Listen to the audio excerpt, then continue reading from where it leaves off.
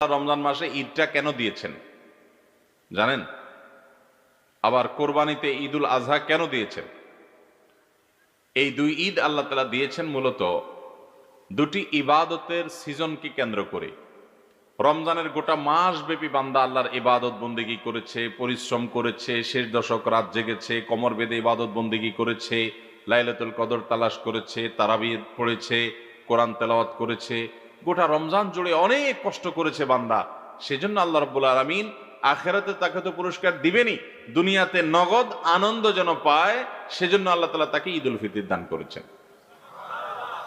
আবার জিলহজ মাসের 1 থেকে 10 তারিখ পর্যন্ত, জিলহজ মাসের প্রথম 10 দিন, এগুলো হলো ইবাদতের দ্বিতীয় বৃহত্তর মৌসুম। ইবাদতের সবচেয়ে বড় মৌসুম হলো রমজান মাস, ইবাদতের দ্বিতীয় বড় মৌসুম হলো জিলহজের প্রথম দশক।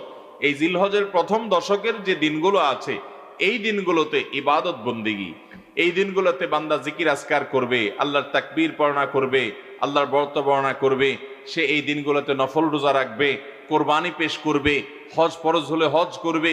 তাহলে জিলহজের প্রথম দশকও ইবাদতের দশক, ইবাদতের দিন, ইবাদতের মৌসুম। এটা সেই মৌসুমে ইবাদত বন্দেগী বান্দা করে, যার যার সাধ্য অনুযায়ী কষ্ট করে। সেজন্য আল্লাহ তাআলা তাকে আখিরাতে তো পুরস্কার দিবেনই, দুনিয়াতে নগদ পুরস্কার হিসাবে আল্লাহ তাআলা তাকে দিবেন হলো ঈদুল আজহা।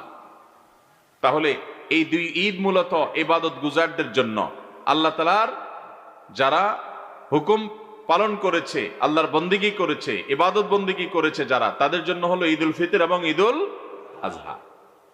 কিন্তু আমাদের দেশে এই ঈদ সবচেয়ে বেশি উদযাপন করে এই ডিজে পার্টির পোলাপান। এদের হাবভাব দেখে মনে হয় ঈদ এদের জন্য আসছে। এরা হলো বিনা দাওয়াতে খাওয়া পাবলিকের মতো। ঈদ আসছে মূলত নামাজি মানুষের জন্য, রোজাদারের জন্য, ইবাদত গুজার যে ছিল তার জন্য ঈদ আসছে। তো তার ঈদ তার পালন করার আগেই দেখা যায় দাওয়াতি মেহমানের খবর নাই, বিনা দাওয়াতি মেহমান এসে হাজির। আমলের খবর নাই, ইবাদতের খোঁজ খবর নাই, আসছে ঈদের ফুর্তি করতে। যারা রমজান ভর ইবাদত করে নাই, জিলহজের প্রথম দশক্ষণ ইবাদতের ধারে কাছে যায় নাই, তাদের আবার কিসের ঈদ? এই তো তাদের জন্য না।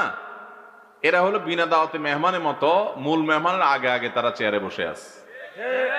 আল্লাহ তাআলা আমাদের যুব সমাজকে হেদায়েত দান করুন।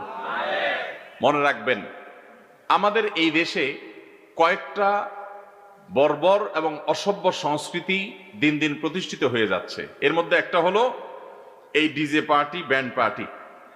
আপনি গান শুনেন, হারাম কাজ করেন, আপনার সাথে আপনি আপনার আল্লাহর সাথে বুঝবেন। ইসলাম এটার জন্য আপনার কোনো দণ্ড আপনার জন্য রাখে নাই যে আপনি কোনো অপরাধ করেছেন আপনাকে শাস্তি দিবে। শাস্তি আল্লাহ দিবেন, যেহেতু গান হারাম ইসলামে। বাদ্যযন্ত্রের ব্যবহার হারাম। খালি গলায় যদি আপনি ভালো কথা মালার গান, খালি গলায় গান, সেটা জায়েজ।